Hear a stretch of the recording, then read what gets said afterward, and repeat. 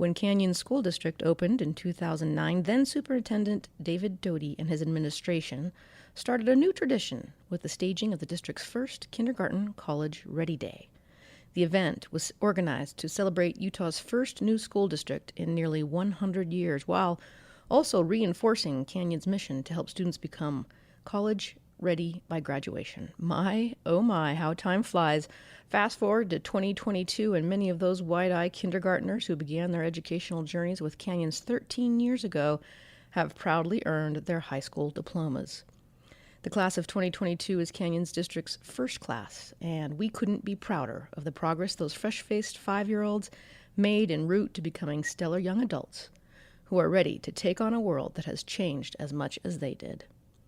You're listening to Connect Canyons, and I'm your host, Kirsten Stewart.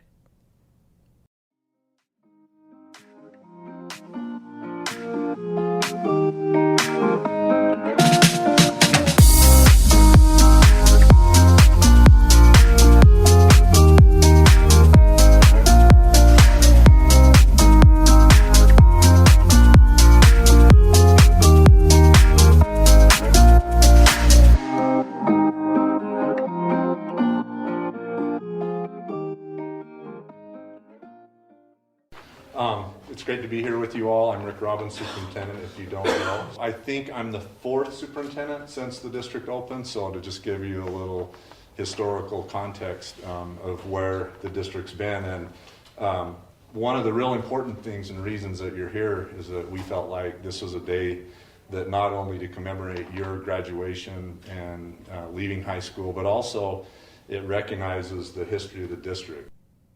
In May of 2022, about a dozen Corner Canyon High seniors were invited back to their old stomping grounds at Ocala Elementary to reminisce and reunite with their former kindergarten classmates. They reenacted the photos they took at Ocala's first kindergarten college-ready day back in 2009 and received a congratulatory pep talk from Dr. Rick Robbins, Canyon's 4th superintendent. Robbins was joined by Assistant Superintendent Dr. Bob Dowdle, who has been with Canyons since its earliest days, and 2 surprise guests, Mrs. Pam Saltmarsh and Mrs. Lisa Rigby, who taught these students 13 years ago as kindergartners. As you can hear from the fun background chatter, they enjoyed their quick walk down memory lane. Mrs. Saltmarsh reminisced how she would go home and tell her husband and family stories about the wonderful and fun things her kindergartners said and taught her.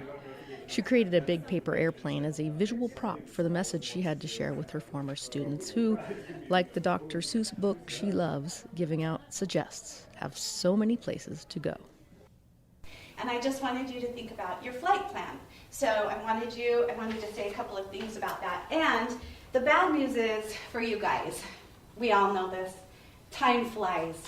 The good news is that you're the pilot and you're the one flying the plane. So think about, as you're moving forward, some of you will go to college, some of you will start your career immediately, some of you will do service missions, but whatever you do, just make sure that you have a flight plan.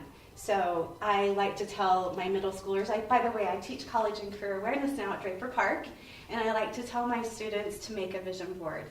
And I really, truly believe in them. And if you put it out there, you can make it happen. So that's part of your flight plan. And I always say, talk to your flight tower. Make sure that you're communicating with your college counselors, your mentors, your former teachers, and people that you network with, because we're here for you still.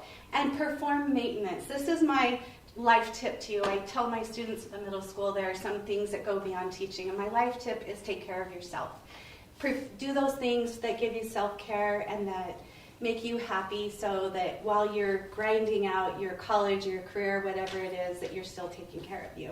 And thanks for letting us come back and talk to you, and thanks for letting us be your first teacher. It was so much fun. Though she retired a year ago, Mrs. Rigby remembers teaching the class of 2022 like it was yesterday. This is my first year that I haven't taught. And I'm going to get emotional because I miss it so much. I just missed the kids. I miss you guys. So it's good to be back with you guys.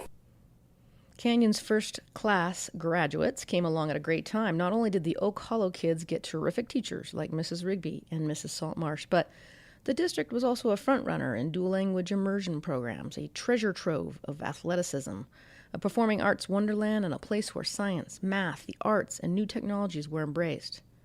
As Dr. Robbins notes, the Canyons community also had the foresight to invest in new and improved educational facilities. Your time, your academic time in Canyon School District began when the district was open. And I think that's important because you need to tell your parents and your families thank you and share that, that moment. At that time in 2007, they made a decision as a community and as families to vote to not only split the district, but also they voted for bonds to build new schools. And at the time, Draper Park Middle and Corner Canyon High School did not exist. And so that's a real tribute to them. And I think it's important as you go on as adults that, you look back and recognize the sacrifices and the things that were done for you, and hopefully you'll pay that forward. Corner Canyon graduate John Norden benefited from the community's investment, having enrolled in Draper Park Middle shortly after it was built. Becoming a fluent French speaker also added to the joie de vivre of his educational experience. Yeah, I think one of the best parts about elementary school was the opportunity to do programs like DLI. That's been incredibly influential, and it's been a keystone in my growing up and my entire existence. Now that I've spent 13 years speaking French, and it will be part of my college experience and hopefully part of my career as well. Being able to start that experience at such a young age was so influential later on in life. I know so many kids who have tried to learn languages in high school, and they don't have the opportunity like we did to start, at 5 and 6 years old to do that. Walker Dunbar discovered in the home of the Chargers a cornucopia of extracurricular activities, which helped instill with him a passion for business. He is enrolling at the University of Utah's David Eccles School of Business and its global programs. Yeah, I would say the biggest thing, I learned a lot in class, but I think the biggest thing I learned is everything outside of class, whether that be in elementary school, be our puppet play, or being outside doing recess. In middle school, I remember doing the soccer team and French club and doing all these extra things. And then in high school, I did my both business clubs at my school, along with my mountain bike team. I think the extracurriculars that the school has to offer is really what made the biggest change. Yes, I did learn quite a bit in the classroom. I took a couple APs, concurrent enrollments, but everything outside the classroom, I feel like, is what taught me the most. The class of 2022 has come of age with Canyons and lived through many changes, some of which went largely unnoticed by students, though they were of great significance. Changes like the reconfiguration of grades to bring the 9th grade into high school for a more streamlined path to graduation, or the unification of Canyons' curriculum and common assessment so that teachers could use data to drive their instruction. These changes, coupled with an emphasis on teachers working as teams, have helped propel a steady increase in Canyons test scores and graduation rates. Of course, students have also borne witness to major social and political changes, which is what Walker Dunbar remembers, from the election of America's first black president and the Great Recession to the evolution of smartphones. Do you reflect on that at all, or? I do reflect on the Obama presidency. It was a pretty big deal here in Utah. I just remember the food changing. That's all I remember with Michelle's healthy school plans. The evolution of smartphone was pretty cool. I remember first seeing like digital screens, and some kids would have them and be like, "Whoa, that's crazy!"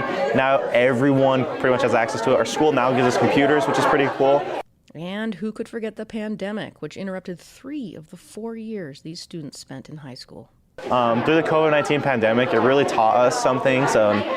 We got to be more loving of each other and be more patient. And I feel like the school district for Utah did really good from what we had. I know some states completely shut down. I mean, our school did everything they can to stay open, give resources back to students. I think the Chromebooks and the hotspots really were awesome because a lot of schools and states didn't have those resources. For Charger Megan Schmidt, the times that students did have to learn remotely were a great lesson in time management and using computers to be productive. The pandemic for sure made a really big difference because we all kind of had to learn how to change our life in a way, like go home. And as far as school, we had to learn how to do stuff online. But it also gave me like more free time to focus on like my own hobbies and stuff. Asked if she had any parting words for the teachers who influenced her the most, Megan said she has a lot to be thankful for. I'd probably thank them for helping me because, again, like I said, I was more shy, and they kind of helped me like branch out, and they would help like when, like as far as like presenting, if I got nervous, they could tell I was getting nervous, and like I have like multiple teachers in elementary school who kind of like helped me and pushed me a little bit to like stand out, like get out of my comfort zone, I guess. Norden said he'd go back and let the younger version of himself know that it's not worth stressing out about trying to make time for all the things you want to do, and that might overwhelm you if you let them.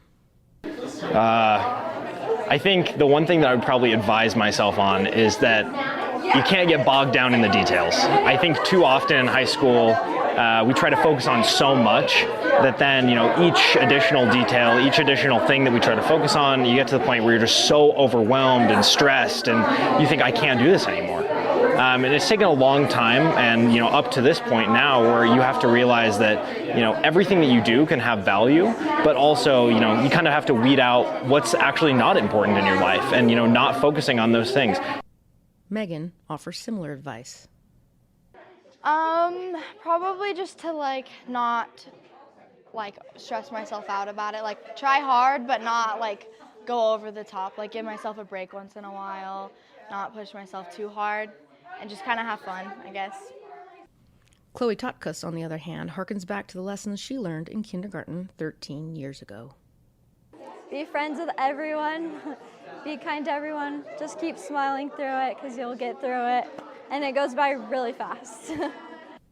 In true fashion of a caring and creative kindergarten teacher, Mrs. Rigby had a few of her own parting words. She shared a poem with her now all-grown-up students. Very well done, class of 2022. You're special through and through. You've had success with flying colors.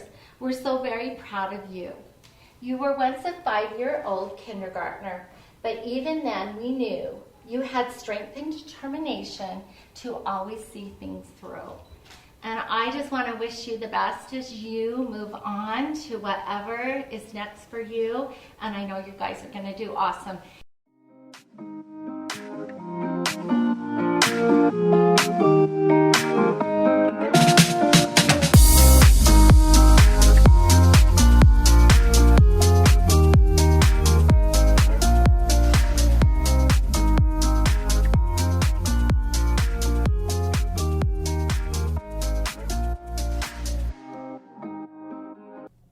You've been listening to Connect Canyons. Thanks for tuning in. Be sure to drop us a note if you have ideas for stories you'd like us to tell or people you'd like us to meet.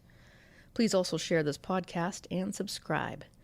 And congratulations to the district's first class graduates and to everybody who contributed to put them in a position to succeed.